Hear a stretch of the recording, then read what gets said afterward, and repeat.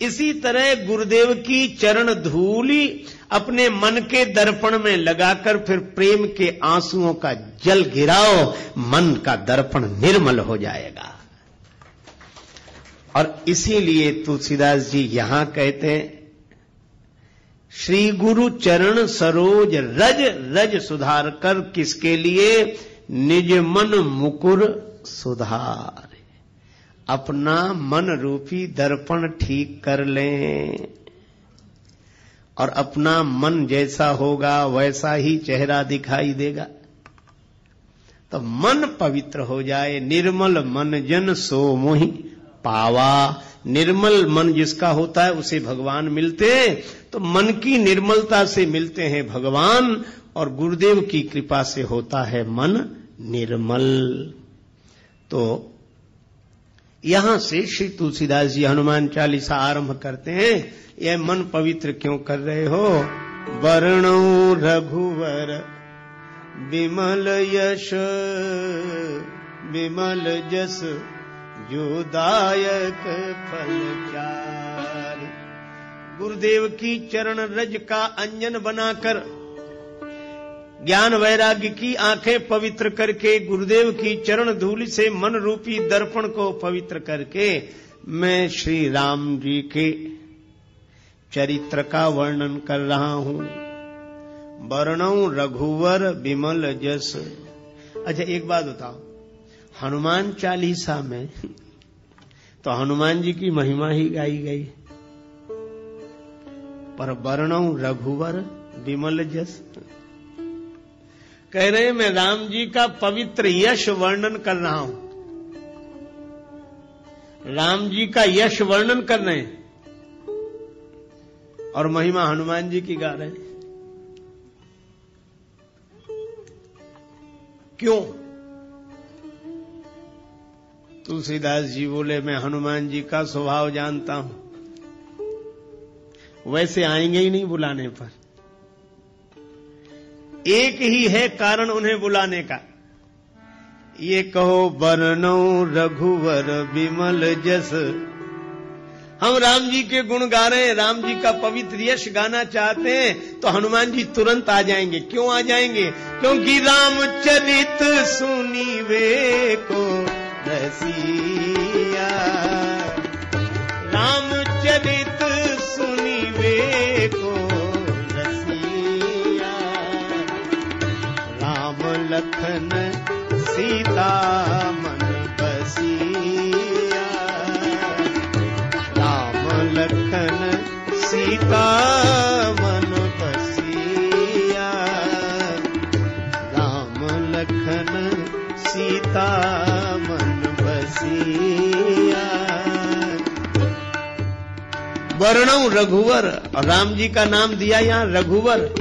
रघु के कुल में जो सबसे अधिक श्रेष्ठ हुए हैं रघुवर, रघुवंश में जो श्रेष्ठ, ऐसे श्री राम जी का यश वर्णन करो। अच्छा यश कैसा है? विमल यश। राम जी का यश निर्मल है। तुलसीदास जी ने एक जगह लिखा रामचरितमानस में कि भगवान के जो गुण हैं यह पवित्र धागा है। जुगुत वेद पुन पोई हई रामचरित वर ताग। वर माने श्रेष्ठ, ताग माने तागा, धागा। और कवियों की कविता हो ये कवित मुक्ता मणि चारु। कवियों की कविता मोती है। किसी ने तुलसीदास जी से कहा कि यह उपमा तो बड़ी विचित्र है। मोती कीमती होता कि धागा? तुलसीदास जी बोले कीमती तो मोती होता है। तो बोले कवियों की कविता कीमती है कि राम जी का चरित्र?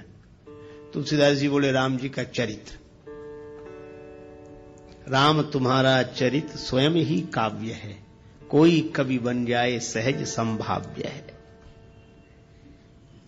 मैत्री शरण गुप्त जी की यह पावन पंक्तियां सचमुच राम जी के चरित्र की ही विशेषता है।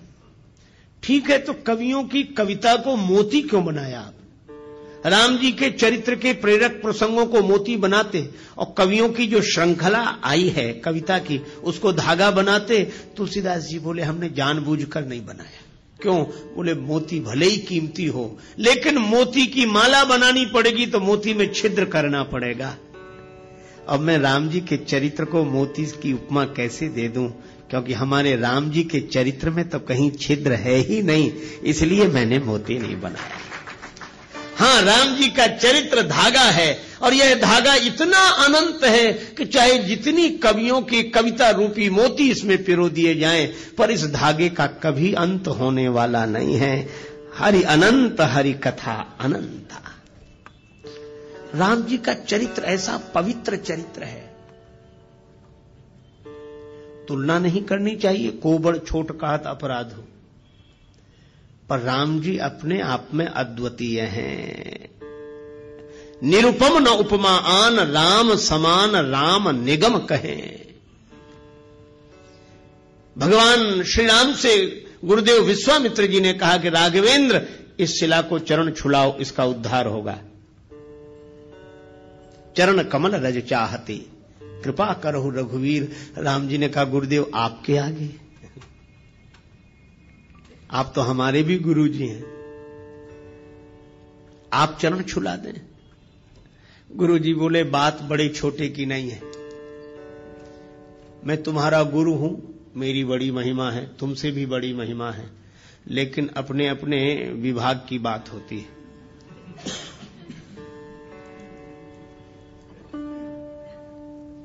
कहीं कहीं चेले की महिमा गुरु से भी अधिक होती है। राम जी बोले सो कैसे?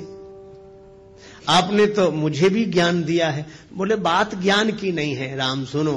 क्या कहा कि अहिल्या का जो पतन हुआ है यह भ्रमवश इंद्र को गौतम के रूप में स्वीकार करने से चरित्र से पतन हुआ, चरित्र चला गया, और चरित्र से जो गिर गया हो उसका उद्धार कौन करे? तब गुरु जी ने कहा कि चरित्र से जो गिर गया उसका उद्धार उसकी चरण धूलि कर सकती है जो चरित्र से कभी न गिरा हो। और राम इस दृष्टि से देखें तो एकमात्र तुम ही हो और कोई नहीं है। क्यों? मन में विकार आ जाता है पर हम ज्ञान वैराग्य विचार के बल पर संभल जाते हैं। पर राम तुम तो ऐसे हो कि मुझे अतिशय प्रतीत मन केरी, जागृत की कौन कहे जही सफली हूं पर नारी नहेरी। ऐसा विमल चरित्र पवित्र चरित्र तो केवल श्री राम का है।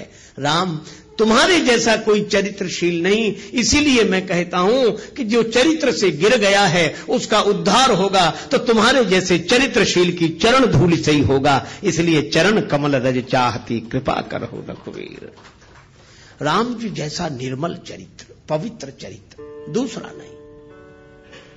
अरे औरों की बात जाने दो। रावण गया कुंभकर्ण के पास, कुंभकर्ण ने पूछा क्या बात है लंकापति, बहुत उदास दिखाई दे रहे हो, तुम चिंतित आज दशानन क्यों? रावण बोला हर ली हमने मिथिलेश कुमारी, हमने सीता जी का हरण कर लिया।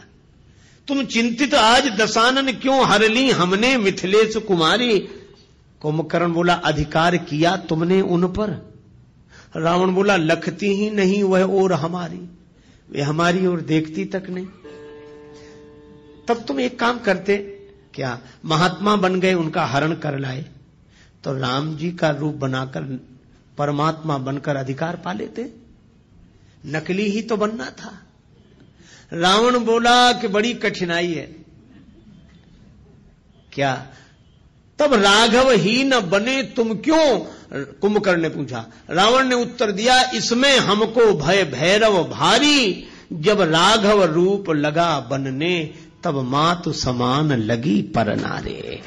जब मैं राम जी का चिंतन करने लगा तो मेरे मन से वासना चली गई।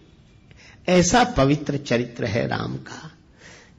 विश्वामित्र जी ने कहा कि राम चरित्र की दृष्टि से जो पवित्रता तुम्हारे अवतार में है वह अन्यत्र दुर्लभ है, इसलिए मैं तुम्हारा गुरुजी हूं, पर अहिल्या का उद्धार तो तुम्हारी ही चरण धूलि से होगा। ऐसा राम जी का वर्णौ रघुवर विमल यश, ऐसा पवित्र चंद्र।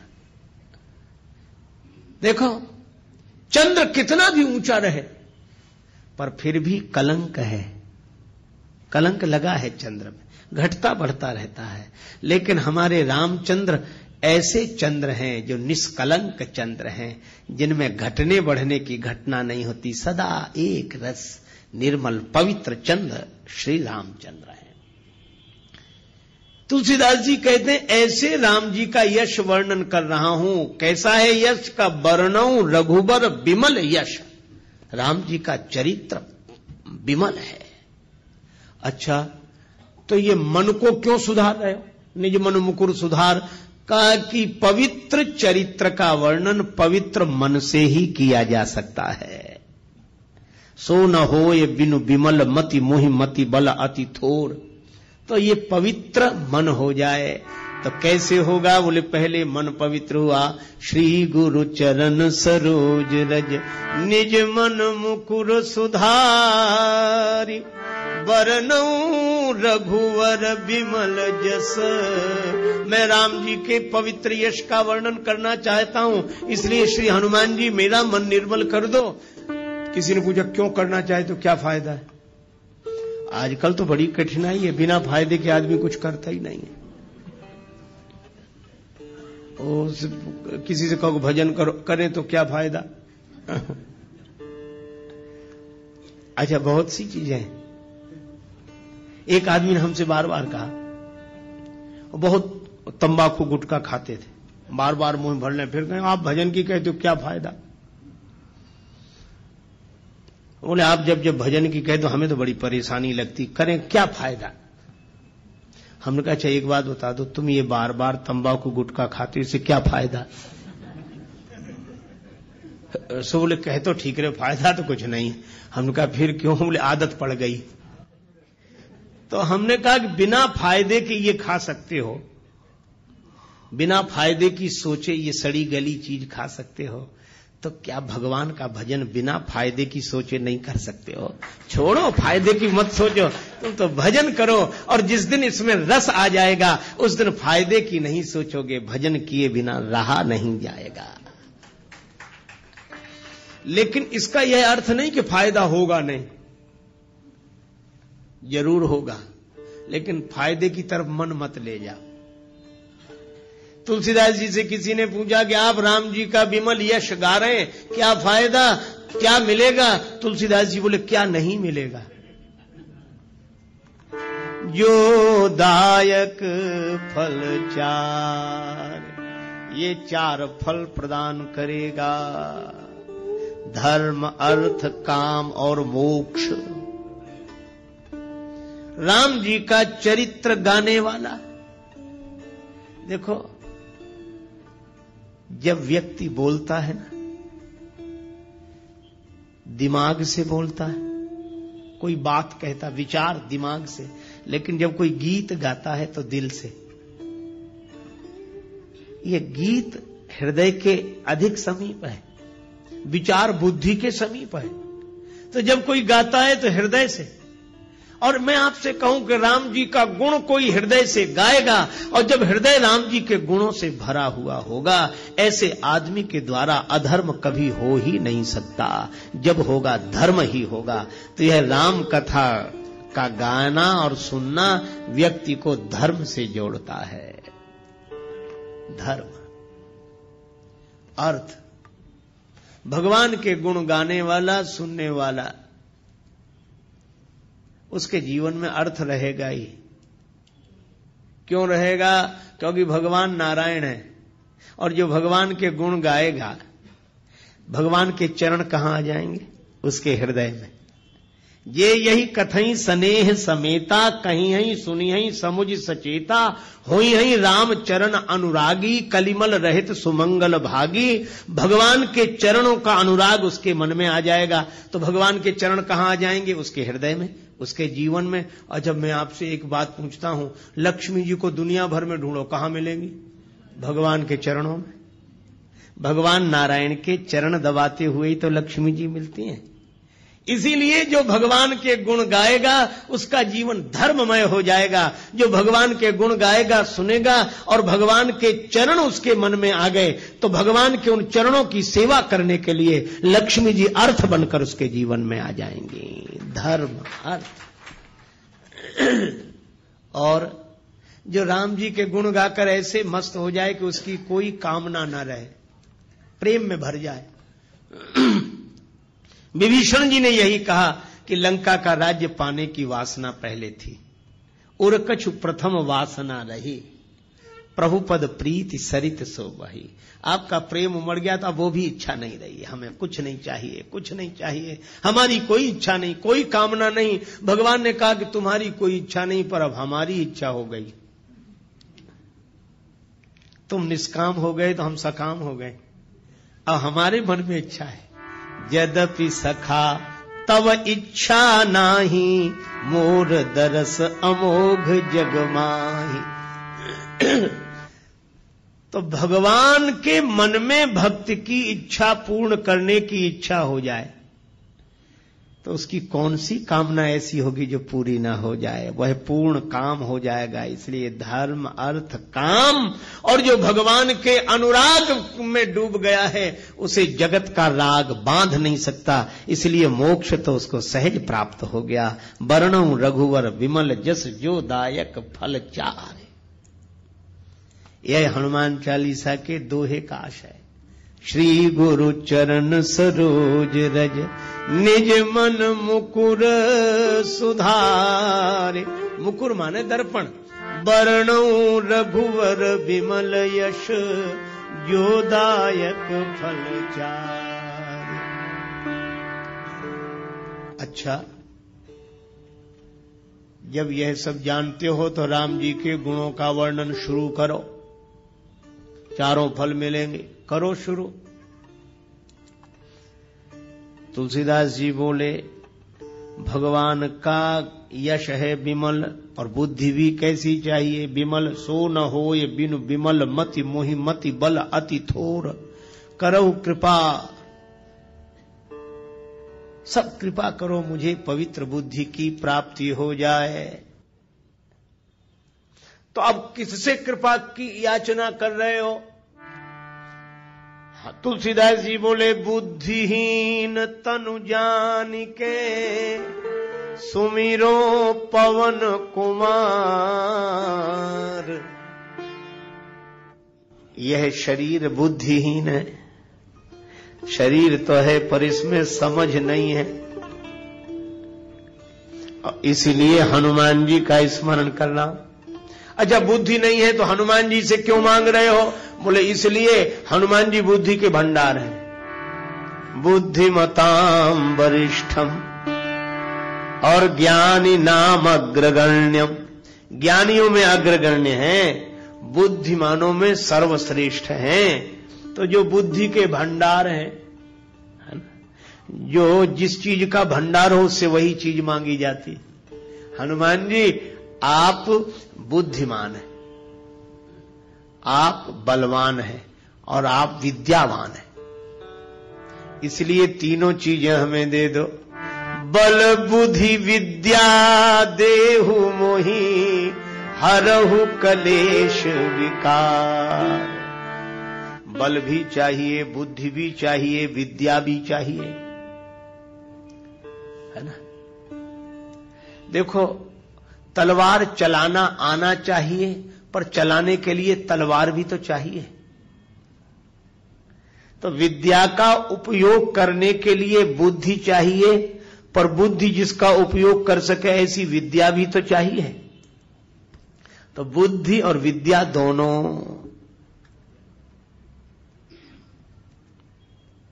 लेकिन बल भी तो चाहिए। बुद्धि का प्रयोग सही समय पर कर सकें वैसी ताकत भी चाहिए, बल। और या यूं कहो कि बुद्धि बल के साथ बहुत आवश्यक है। बिना बुद्धि के बल लगाना ठीक नहीं है। बल का प्रयोग बिना अकल के करना ठीक नहीं। एक महात्मा कहते थे कि बल के साथ बुद्धि का प्रयोग अवश्य करो। क्यों? यदि बिना बुद्धि के बल का प्रयोग कर दिया तो दो ही जगह जाएंगे, या सेंट्रल जेल में या अस्पताल में। अकल नहीं लगाई और ताकत लगा दी, और इतने बड़े से लड़ गए जिसकी बराबरी के हम नहीं थे, लड़ गए और पिट गए तो अस्पताल में, और बिना अकल लगाए लड़ गए और दूसरे को ज्यादा सता दिया, पकड़े गए तो जेल में। इसीलिए बुद्धि का प्रयोग बल के साथ अवश्य करें। और यही कारण है हनुमान जी जीत गए, राक्षस हार गए। बल तो राक्षसों में भी बहुत है और बल हनुमान जी में भी बहुत है, लेकिन हनुमान जी में बल के साथ बुद्धि है, पर इन राक्षसों में बल तो बहुत था पर बल के साथ बुद्धि नहीं थी।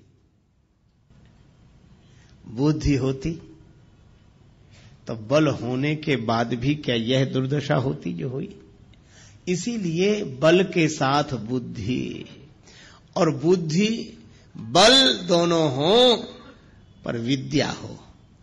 विद्या की परिभाषा क्या? सा विद्या या विमुक्तये, विद्या क्या? जो व्यक्ति के मन को अज्ञान के बंधन से मुक्त कर दे, उसका नाम है विद्या। विद्या मिल गई, इसकी पहचान विद्या ददाति विनयम। विनम्रता आ जाए तो समझ लो विद्या जीवन में आ गई है। और बरसहि जलद भूमि नियराए, जथा नवहि बुध विद्या पाए। तो हनुमान जी में विद्या है, इसीलिए वे विनम्र हैं। सदा नीचे बैठे मिलते हैं राम जी के चरणों में, हमेशा विद्या है। बल बुद्धि विद्या देहो मोहि। तो हनुमान जी से तुलसीदास जी प्रार्थना कर रहे हैं, आप बल के भंडार हैं, आप बुद्धि के भंडार हैं, आप विद्या के भंडार हैं, तो इन तीनों को दे दो। बल बुद्धि विद्या देहु मोहि, हरहु कलेश विकार।